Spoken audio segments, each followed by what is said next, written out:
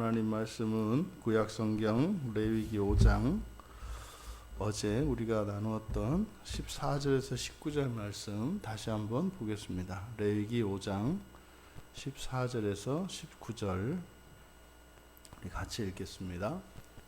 여호와께서 모세에게 말씀하여 이르시되 누구든지 여호와의 성물에 대하여 부지 중에 범죄하였으면 여호와께 속건제를 드리되 내가 지정한 가치를 따라 성소의 세겔 몇 세겔 은혜에 상당한 흠 없는 숫양을 양떼 중에서 끌어다가 속건제로 드려서 성물에 대한 잘못을 보상하되 그것에 5분의 1을 더하여 제사장에게 줄 것이요 제사장은 그 속건제의 수량으로 그를 위하여 속죄한즉 그가 사함을 받으리라. 만일 누구든지 여호와의 계명 중 하나를 부지 중에 범하여도 허물이라 벌을 당할 것이니 그는 내가 지정한 가치대로 양떼 중 흠 없는 수량을 속건제물로 제사장에게로 가져갈 것이요 제사장은 그가 부지 중에 범죄한 허물을 위하여 속죄한즉 그가 사함을 받으리라. 이는 속건제니 그가 여호와 앞에 참으로 잘못을 저질렀음이니라. 아멘. 어제는 이 본문으로 전체 문맥 안에서 죄와 허물에 대해서 말씀드리느라 이 본문을 통해서 주시는 그 말씀이 온전히 드러내지를 못해서 다시 어제 이어서 전합니다. 이 본문은 여호와의 성물을 범하는 것과 여호와의 계명을 하나라도 범하게 되는 그 이유에 대해서 설명하고 말씀하고 있습니다. 그래서 이 두 가지 문제의 심각성과 그 원인 그리고 이 상호 관계에 대해서 우리가 알고 더욱 여호와의 성물을 범하지 않고 또 여호와의 계명을 지키는 삶을 추구하며 살아야 할 것을 이야기합니다.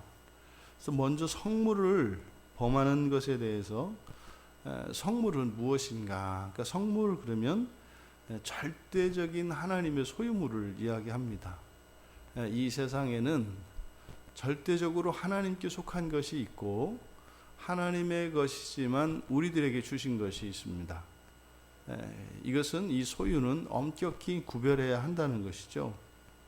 그렇다면 성경에서 절대적으로 하나님께 속한 이 성물에 해당하는 것이 무엇인가? 첫 번째가 사람의 장자와 가축의 첫 새끼입니다. 이것은 변함이 없습니다. 그래서 사람의 장자와 첫 번째 자식과 그리고 동물의 첫 새끼는 하나님의 것으로 성경에서 구별하고 있습니다. 그래서 동물의 경우에는 첫 새끼를 하나님께 드리는 것이고 사람의 장자의 경우에는 대속하는 거죠.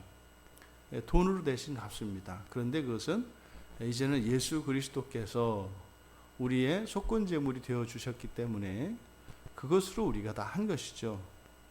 그리고 이제 그 다음이 이제 11조입니다. 11조는 하나님에게 속한 것입니다. 그래서 이 세상의 모든 것을 다 주셨지만 이 땅의 소산물들 그리고 이 땅의 소산물들에서 땅에 나는 모든 것들의 소산물의 10분의 1은 절대적으로 하나님께 성별되어 있습니다. 그래서 이 10의 1조에 해당하는 것 그리고 첫 새끼 그리고 첫 소산물은 어떤 예물로도 쓸 수가 없습니다. 왜냐하면 이미 그것은 하나님의 것으로 구별됐기 때문입니다. 그럼 이제 11조에는 이제 가축의 11조가 있고 땅의 소산물의 11조가 있게 됩니다.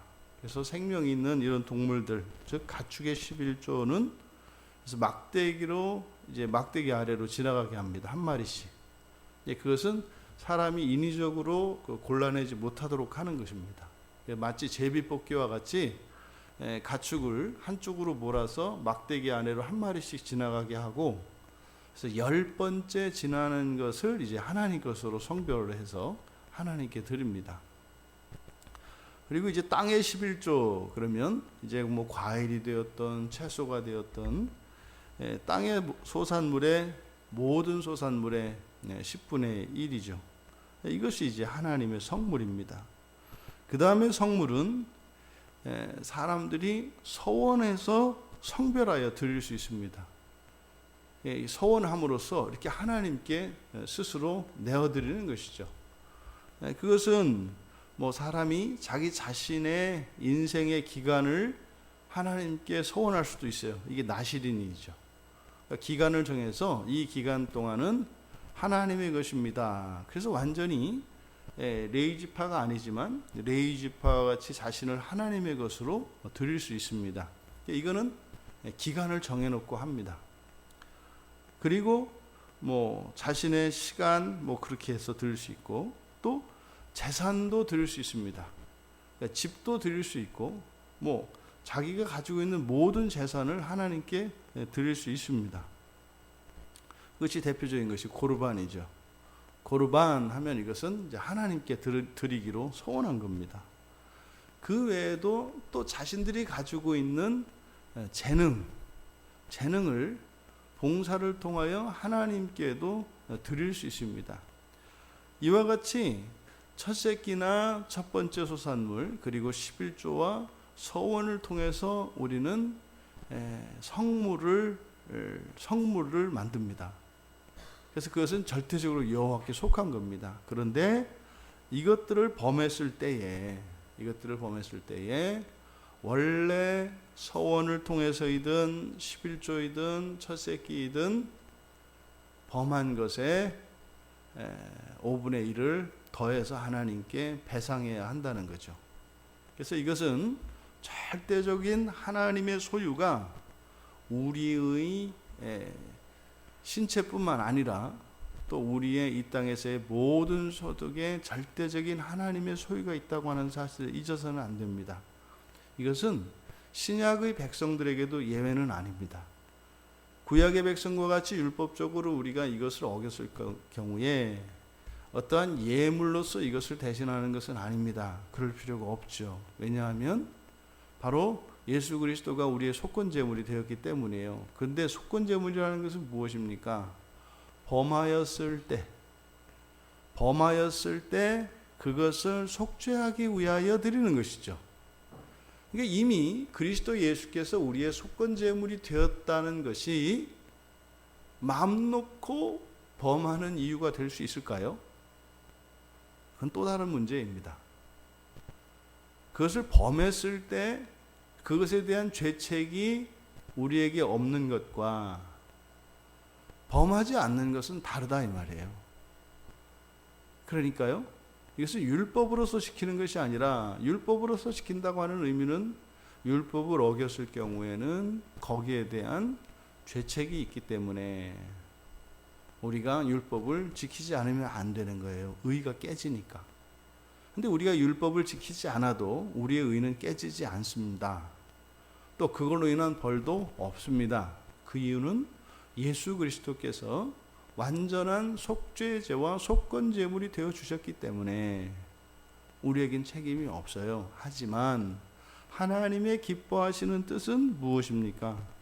성물을 범하지 말아야 되는 것이에요. 이거를 꼭 지켜야 한단 말입니까? 그런 거죠. 착한 자녀가 되어야 된단 말입니까? 그건 각자의 몫입니다. 하지만 이 성물은 분명히 있다. 우리의 소유가 절대적인 우리의 소유는 아니다. 모든 것이 하나님의 소유이지만 그 가운데 10분의 1은 절대적인 하나님의 소유 안에 있고 나머지 10분의 9는 우리의 재량에 맡기셨다는 거죠. 그때 우리가 여호와의 소유를 인정하는 것, 이것은 하나님의 권리 주장이라기보다는 그것을 통해서 하나님의 모든 것을 우리에게 내어주시기 위한 것입니다. 우리의 것 가운데 해서 성물을 범하지 않는 것, 이것은 우리가 절대적으로 지켜야 하는 겁니다. 두 번째로 여호와의 계명 중 하나를 범하는 것. 지금 본문에 여호와의 계명 중 하나를 부지 중에 범하여도 허물이라. 근데 이것을 우리가 하나라도 빠짐없이 계명을 지키라 이렇게 이해할 수도 있습니다. 왜냐하면 본문에서 그렇게 이야기했기 때문에. 그런데 여호와의 계명 중 하나, 613개의 이런 율법 가운데 하나를 지정하고 있어요. 하나를. 근데 만약에 지금 17절에서 말씀하시는 이 말씀이 하나라도 빠짐없이 지켜야 한다라고 하는 명령이라면 이 명령은 우리가 지킬 수 없는 계명입니다. 왜냐하면 신약에 와서 율법이 우리들에게 주어진 목적은 그 율법으로 구원을 얻고자 함이 아니라 사실은 구원이 절대적으로 필요하다는 것과 또 우리들의 절대적인 무능을 가르쳐주고 또한 구원하실 것이라고 하는 약속이 율법을 통해서 나타나는 것이지, 율법이 구원 자체를 가져다 주는 것은 아니기 때문입니다. 그러니까 율법을 지켜서 의에 이를 수 있습니다만 그 율법을 완전히 지킬 수는 없단 말이죠. 이것은 하나님의 말씀입니다. 그러니까 만약에 17절이 여호와의 계명을 하나도 빠짐없이 지켜야 한다, 하나라도 못 지키면 허물이 있어서 속죄해야 된다, 이 말씀이라면 그것은 우리가 지킬 수 없는 또 하나의 계명이다 이 말이죠. 그래서 지금 17절에서 이야기하는 바로 여호와의 계명 중 하나가 바로 앞에서 제시되고 있는 여호와의 성물을 범하지 않는 것, 바로 이것에 대해서 강조하고 있다. 그래서 두 개의 명령을 이야기하고 있지만 사실상 17절에서 말씀하는 것은 앞에 15절에서 이야기한 여호와의 성물, 다시 말해 여호와의 절대 소유물을 인정하라고 하는 그것에 대한 강조가 17절의 내용이다라고 해석을 하는 것이 타당합니다. 여러 가지 해석이 있습니다만 바로 이렇게 해석하는 학자들이 또 있습니다. 근데 그것이 이 본문 전체의 문맥에 맞는 것, 맞다 이렇게 여겨집니다. 그래서 바로 결국은 지금 여호와께서 말씀하여 이르시되라고 하는 이 국면이 전환되어지는 이 시점에서 말씀하고자 하는 것은 바로 여호와의 것을, 여호와께 절대적으로 속한 이 성물들을 범하는 이것의 원인이 바로 죄와 허물에 있다는 것.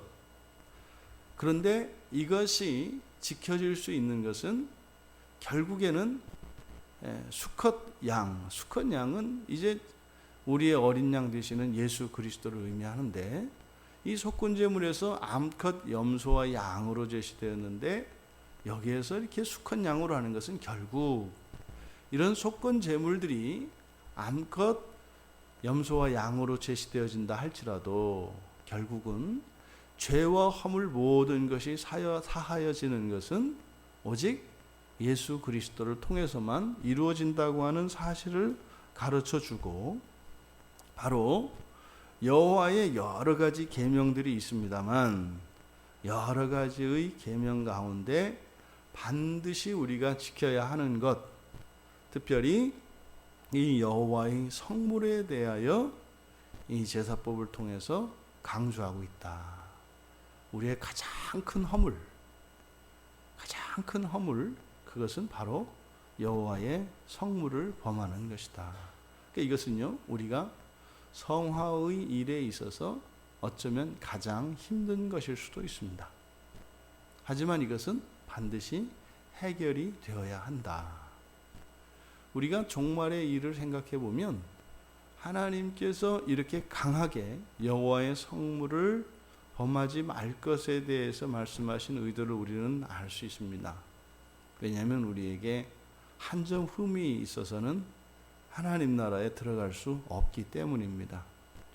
그 일은 예수 그리스도의 전가된 의로서 우리에게 그 하나님 나라에 들어갈 수 있는 의가 우리에게 허락됩니다. 근데 문제는요, 허물의 문제입니다.